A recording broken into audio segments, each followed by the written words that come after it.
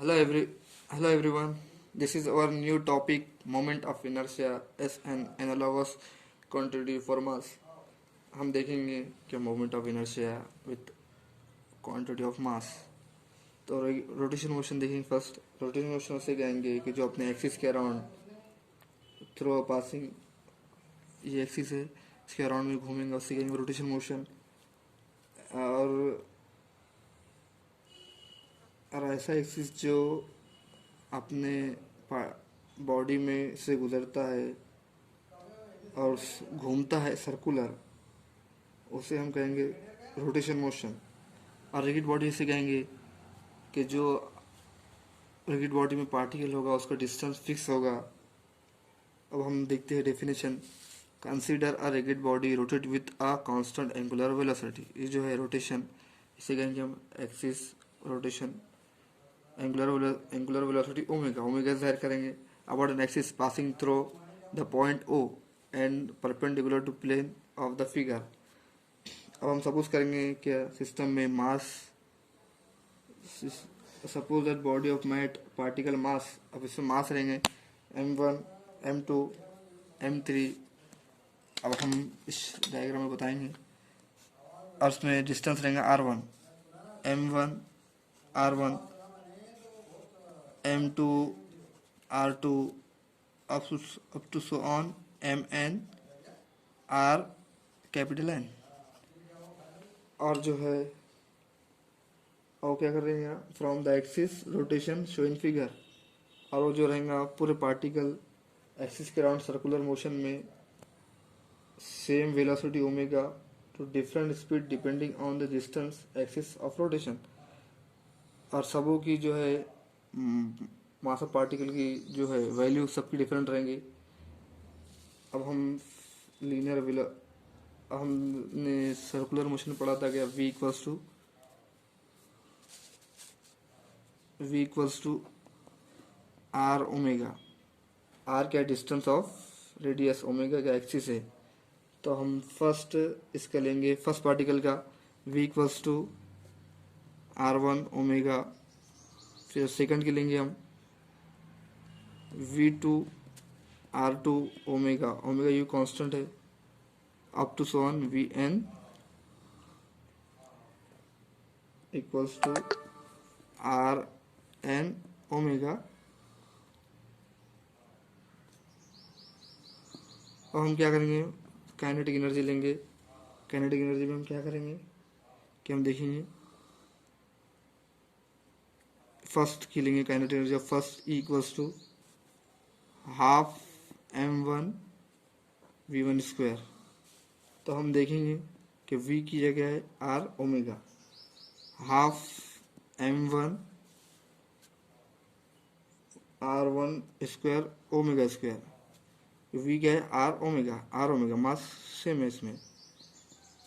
First second particle के लिए E2 kinetic energy half m2 v2 square.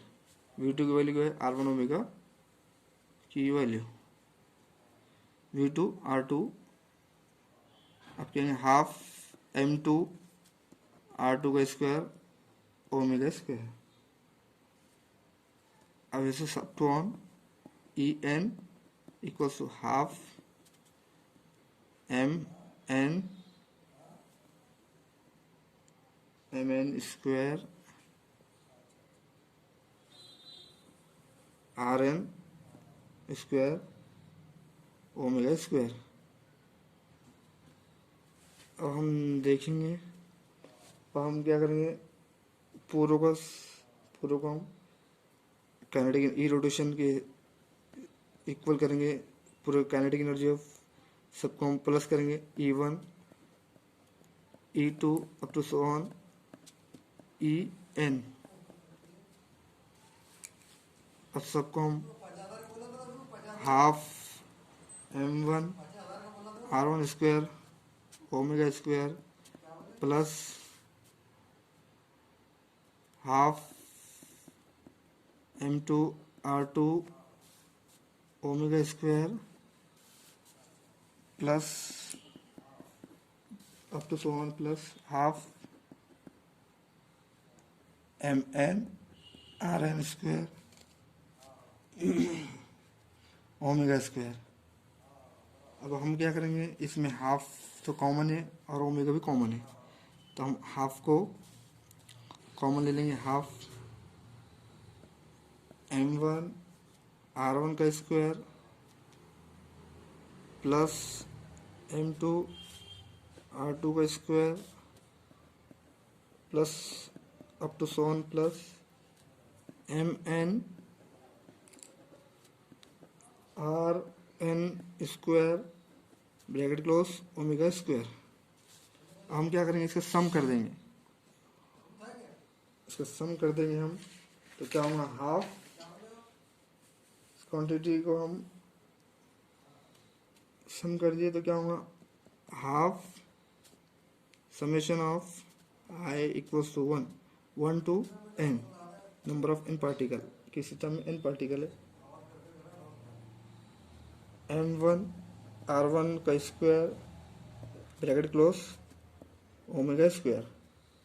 अब हम क्या करेंगे, इसको हमने अभी तक लीनियर मोशन में लिखा था, अब इसे हम रोटेशन मोशन में लिखेंगे। रोटेशन मोशन में कैसे लिखेंगे, E rotation is equal to half I omega square. अब आई क्या है, वो है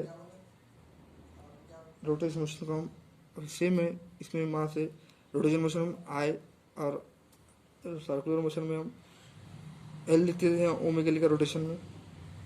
तो where I equals to summation of I equals to 1 to n m1 r1 का square is the moment of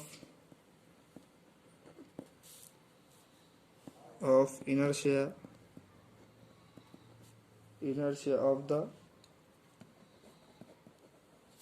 of the body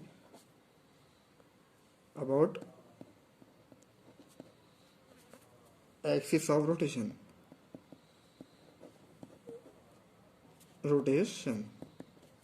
जो भी है बॉडी क्या पे, मोमेंट ऑफ इनर्शिया क्या पे, ये होंगी एक्सिस ऑफ रोटेशन पे। This equation gives required expression 2।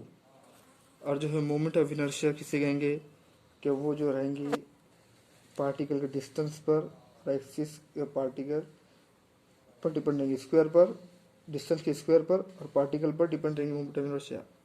Thank you.